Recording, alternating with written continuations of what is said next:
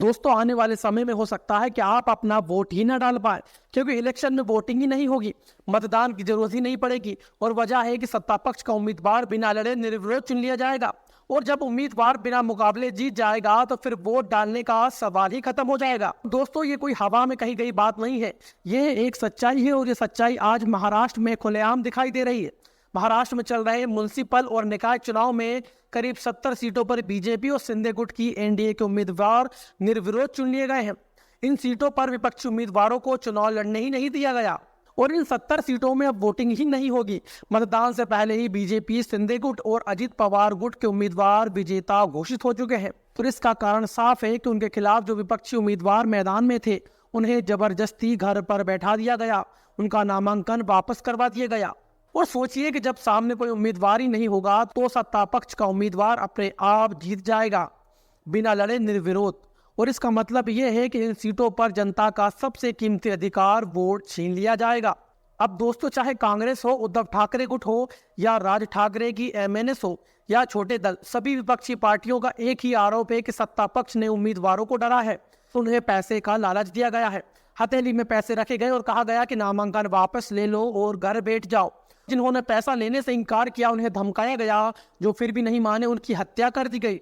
और सबसे बड़ा और डरावना उदाहरण महाराष्ट्र के सोलापुर जिले का है, जहां राज ठाकरे की पार्टी एमएनएस के युवा नेता और उम्मीदवार बाला साहब पांडुरंग की दिन दहाड़े हत्या कर दी गई। बाला साहब पांडुरंग से कहा गया कि वो चुनाव में पैसे ले ले और चुनाव ना लड़े, जैसा कि बाकी कई उम्मीदवार बैठ गए, लेकिन उन्होंने मना कर दिया। उन्होंने कहा कि वो चुनाव लड़ेंगे। इसके बाद 2 जनवरी को कुछ गुंडों ने उन्हें घेरा, आंखों में मिर्ची झोंकी और चाकुओं से गोद कर हत्या कर दी। और यह हत्या सिर्फ एक व्यक्ति की नहीं थी, बल्कि पूरे महाराष्ट्र को दिया गया एक संदेश था कि अगर बात नहीं मानी तो यही अंजाम होगा। और अब सवाल यह है कि मुंबई, ठाणे, जलगांव, नासिक, पनवेल जैसे बड़े इलाकों में 60 से ज्यादा सीटों पर निर्विरोध जीत क्या एक सामान्य प्रक्रिया है? क्या इससे पहले कभी ऐसा हुआ है? इतिहास गवाह है कि ना तो बंगाल में कम्युनिस्ट दौर में, ना उत्तर प्रदेश, बिहार के माफिया काल में, ना नॉर्थ ईस्ट में कहीं भी ऐसा नहीं हुआ जैसा आज महाराष्ट्र में हो रहा है। जो लिस्ट सामने आई है उसमें करीब 44 उम्मीदवार बीजेपी के हैं जो बिना लड़े जीत गए। शिंदे गुट के भी कई उम्मीदवार इसमें शामिल है। पुणे में 2 सीटें, पिंपरी चिंचवड़ में 2 सीटें, पनवेल में 6 सीटें, सब पर बीजेपी के उम्मीदवार निर्विरोध जीत चुके हैं। तो क्या ये अब एक नया फॉर्मूला है? अब ना ईवीएम की जरूरत होगी, ना वोटर लिस्ट से छेड़छाड़ की, सामने वाले को चुनाव लड़ने ही मत दो। और यही है एनडीए का नया चुनावी मॉडल। वही विपक्ष का कहना है कि सिर्फ गुंडों से नहीं बल्कि ईडी, इनकम टैक्स और पुलिस की धमकियों से भी उम्मीदवारों को डराया गया।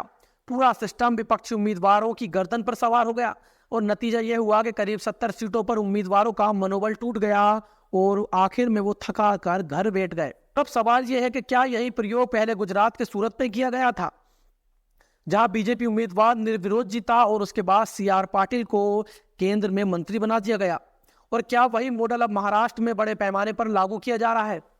और अगर ऐसा है तो आने वाले समय में 5 करोड़, 10 करोड़ और 25 करोड़ का खेल आम हो जाएगा और जो नहीं मानेगा उसका अंजाम सोलापुर जैसा हो सकता है। और सबसे गंभीर बात यह है कि विपक्ष ने स्टेट इलेक्शन कमीशन, पुलिस और प्रशासन से शिकायत की, लेकिन कोई सुनवाई नहीं हुई। इलेक्शन कमीशन पूरी तरह चुप है। कई पत्रकार भी डर के माहौल में काम कर रहे हैं।